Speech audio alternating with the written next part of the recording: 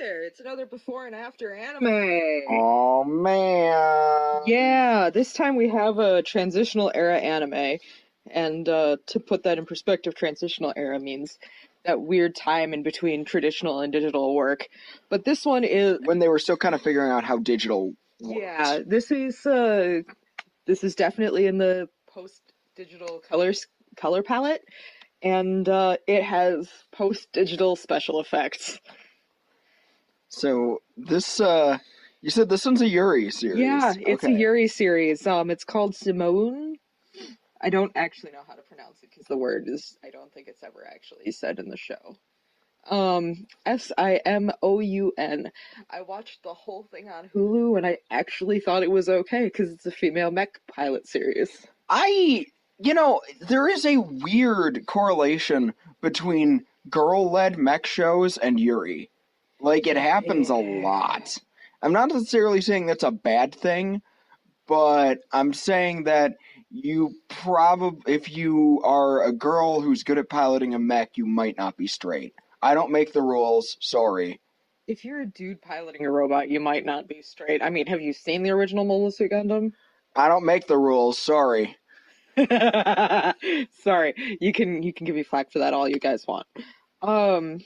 Anyway. I'm not, because I think she's right. Oh god. Maybe.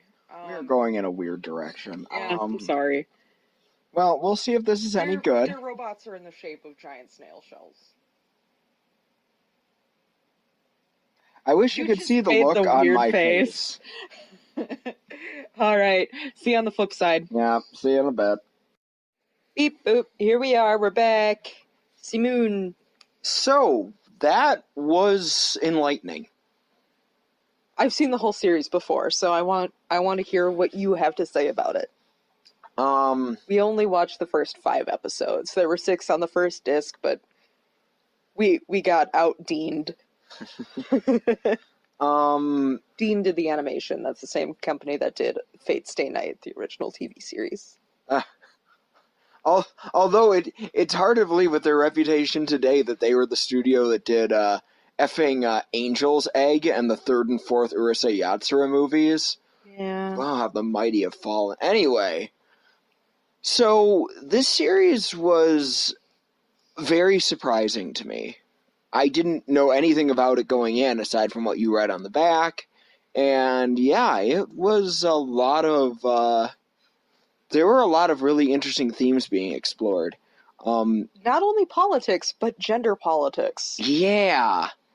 And by the way, I want to point something out because before we get started getting too much into it, Zaria, I don't know you personally, but you are a great leftist in the anime YouTube scene. She just did a video talking about how frustrating it is that we in the Western world seem to think that Japan, is somehow behind us, and they don't have any leftist movements because they're just so backward and oriental. It's a very racist look on Japan and China. It's a very racist outlook that unfortunately a lot of people have adopted, and this is kind of a reminder that that's not all there, and there's a lot of there's actually a lot of interesting political stuff here. We have these planes, the titular Simoons. Simoun. Yeah, the titular Simoons. They're these special planes that only They're flying Nautiluses. Yeah, they're flying Nautiluses. They require 2 people to pilot them, and I guess even before I get into that, so you have this world where gender is more of a constructed thing than even in reality. You have these characters who are all born biologically female, and then upon aging 17, they go to a miracle fountain in the middle of who knows where, and they can either choose. They either choose to be male or female, or they get given male or female. And that changes their anatomy entirely. And it's weird, but it's done through a religious ceremony. Mm-hmm. And I think that's important, because I think that this is trying to say that, even these ideas of gender identity are partly forced upon you by the powers that be. We even get to see one character named Ellie, who doesn't know what if she wants to be male or female, and she comes out Elith as a male and breaks down crying. Mm-hmm. And I couldn't help but think, yeah, it's like society forcing this thing upon you. And the way that they depict this is really interesting too. You have a very Takarazuka inspired way of doing it, that even the male characters are played by women. Mm-hmm. There's so much going on here. The country they're at war with.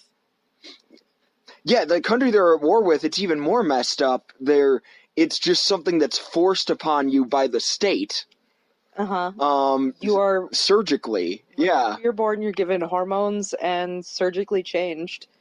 It's because everyone in their world is born female. Yeah, there's something oppressive about this being forced into one gender or another. Mm-hmm. And our main character is very symbolic of that. Air, yeah, she wears her emotions on her sleeve and does not want to commit to one gender or another. She is as non-binary as you can get in that universe. And that's... I sympathize with her deeply. And that's interesting. Even the way... So, they established to pilot these sea moons that you need to have, like, a special bond with the other pilot. And it's... You gotta kiss each other, then you gotta kiss the robot. Mm-hmm. The plane. I'm hesitant to call it a robot, because there's nothing robot about these things. They're robots. You're not there yet. Oh, okay. Well, we're not. And yeah, and it's not necessarily the case, but it has been stated by several characters that this can be romantic in nature. And of course, this is drawing from older Yuri traditions of Class S, the schoolgirls crush, where they have a strong bond with another girl who they go to school with. The balls don't touch. Yeah, they have a strong bond with the girls they go to school with, and they have and they share a romance-like relationship.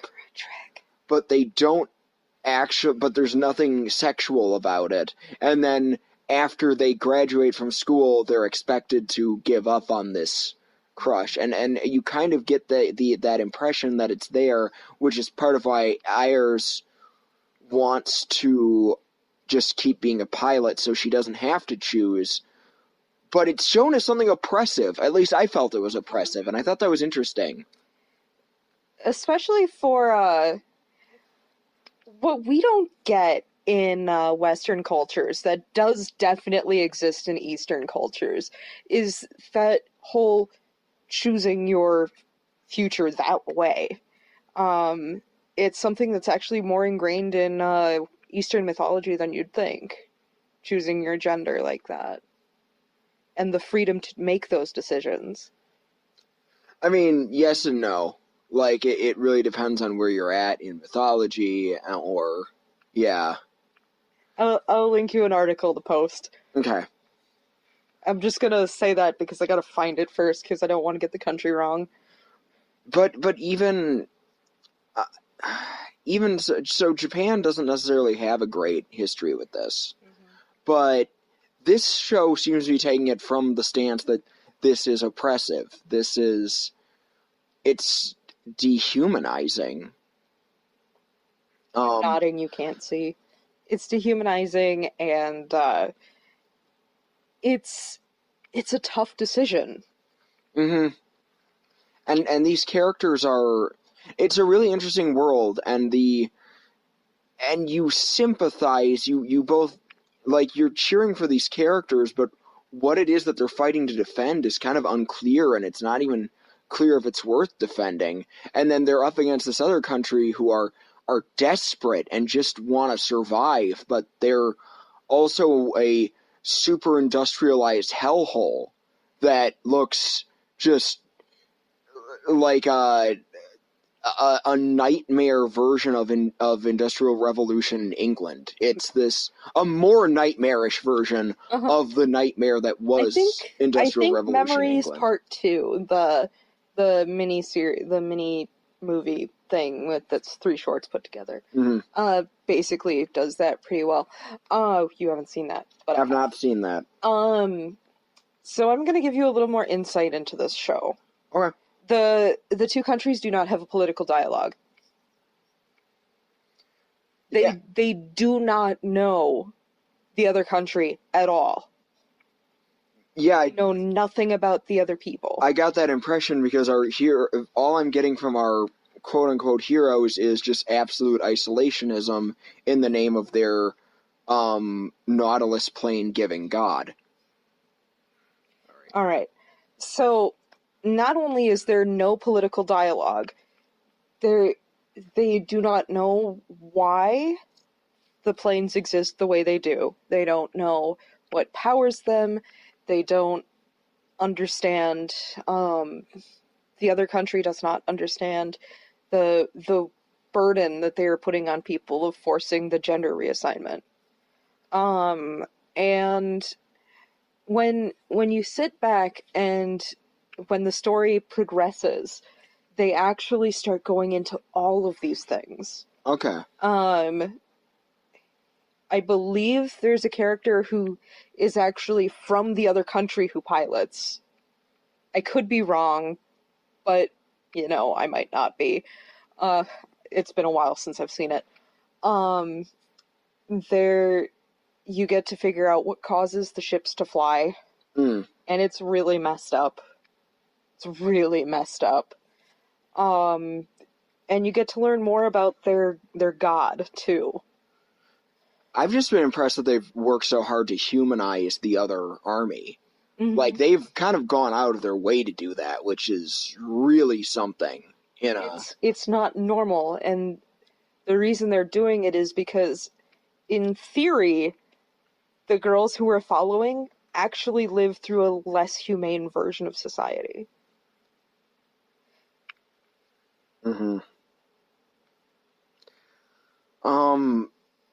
I definitely would watch more of this. I think this was a strong... It took it a while. It does have that first episode is a very Yoshiyuki Tomino school of opening. It's a quick, we're throwing you in there, but it's also a slow burn. Yeah, it's somehow simultaneously a slow burn, but it's also, we're throwing you in the deep end and we're not going to explain anything, which is really frustrating. But once you get past that first episode and things get going, it's worth it.